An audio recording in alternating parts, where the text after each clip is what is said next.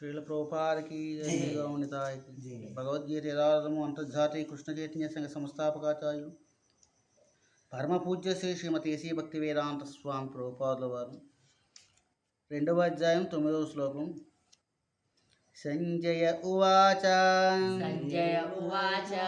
ఏవముక్త్వా హృషీకేశం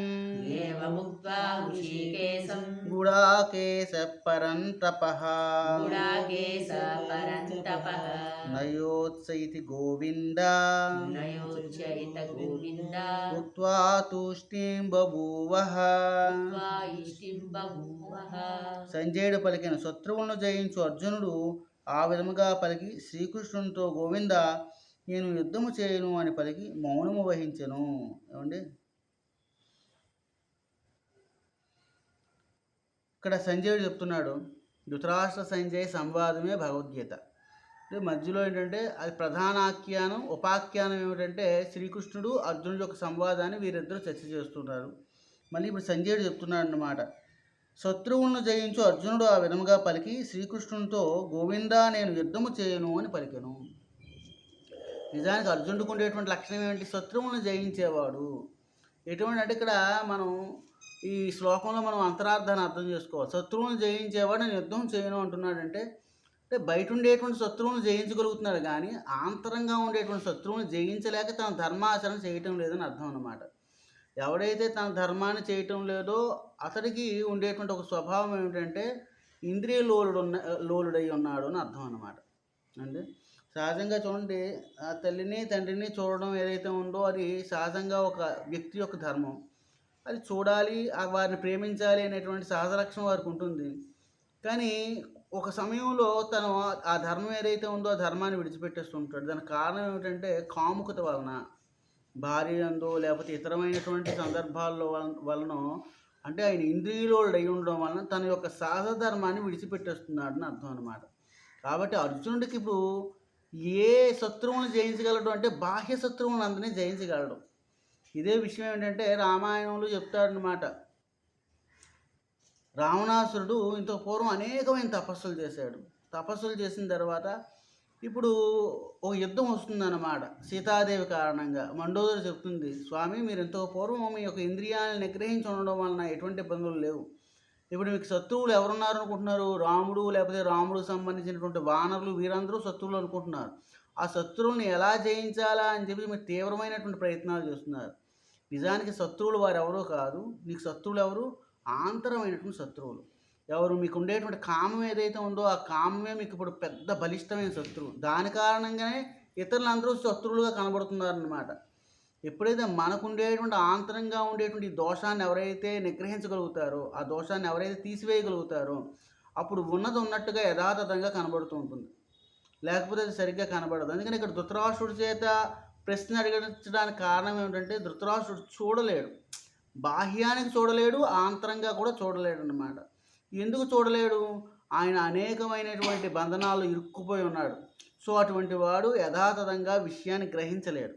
so ఇక్కడ గ్రహించగలగాలి అంటే అర్థం ఏమిటి? ఇప్పుడు అక్కడ రావణాసుడు ఏమిటి గ్రహించటం లేదు? సీత యందు కాముకత వలన వీరందరూ నాకు శత్రువులుగా పరిగణించబడుతున్నారు అనేటువంటి విషయాన్ని గ్రహించక ఆ శత్రువులందరినీ నిర్జించినట్టయితే నా కోరిక నేను తీర్చుకోగలను అనేటువంటి భావంలో ఉన్నాడు. ఇక్కడ అర్జునుడు కూడా తన యొక్క ధర్మం ఏదైతే ఉందో ఆ ధర్మాన్ని ఆచరించలేకపోతున్నాడట. ఏమిటి? ఎందుకు ఆచరించలేకపోతున్నాడు? చుట్టూరా తన బంధువులు ఉన్నారు, ఆ బంధువులతో యుద్ధం చెయ్యాలి అనేటువంటి విషయాన్ని ఆయన తన ధర్మ ఆచరణకి బంధంగా ఉందన్నమాట.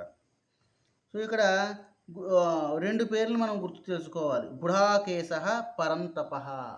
గుడాకేశ అంటే నిద్రని జయించిన వాడు, అంటే అజ్ఞానాన్ని జయించిన వాడు అని అర్థం అనమాట.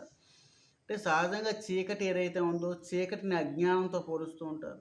చీకటి అవగానే మనం అందరం నిద్రలోకి ఉపక్రమిస్తూ ఉంటాం. అలాగే జ్ఞానవందు మనం మేలుకుని ఉండాలి, అంటే జ్ఞానవందు ఆసక్తిలో ఉండాలి. అక్కడ జ్ఞానం అంటే ఏమిటి? వేదంలో ఏదైతే ప్రతిష్ఠించబడిందో అది జ్ఞానం. వైరైశ్చ సర్వైరహమేవ వేద్యో వేదాంత కృత్వేర విదేవచాహం అన్నారు కదా కృష్ణుడు. వేదాల ద్వారా గ్రహించబడేటువంటి పరమసత్యం ఎవరు అంటే నేను.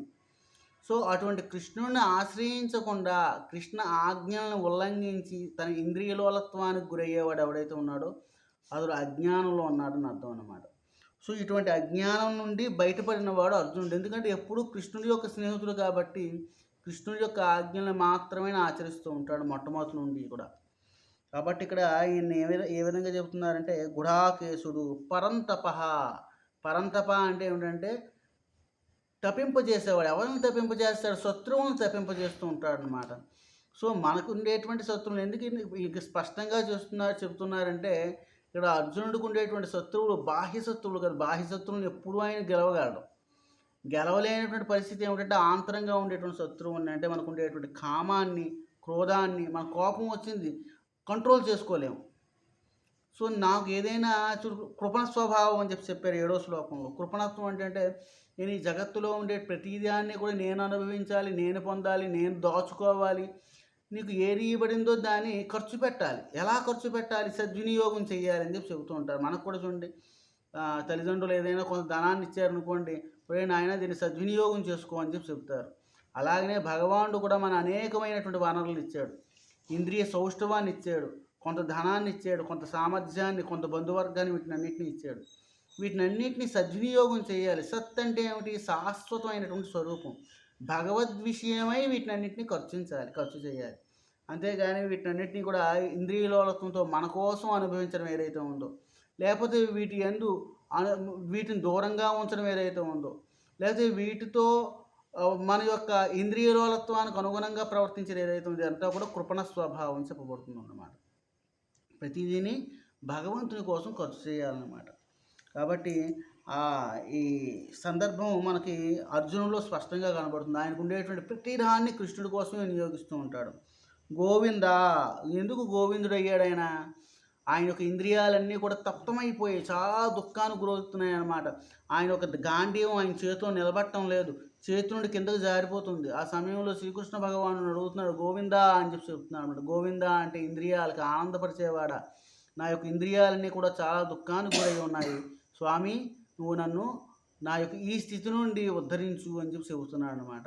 కాబట్టి నిజంగా మనం ఆనందం కోరినట్టయితే ఎవరిని ఆశ్రయించాలంటే గోవిందుడిని ఆశ్రయించాలి.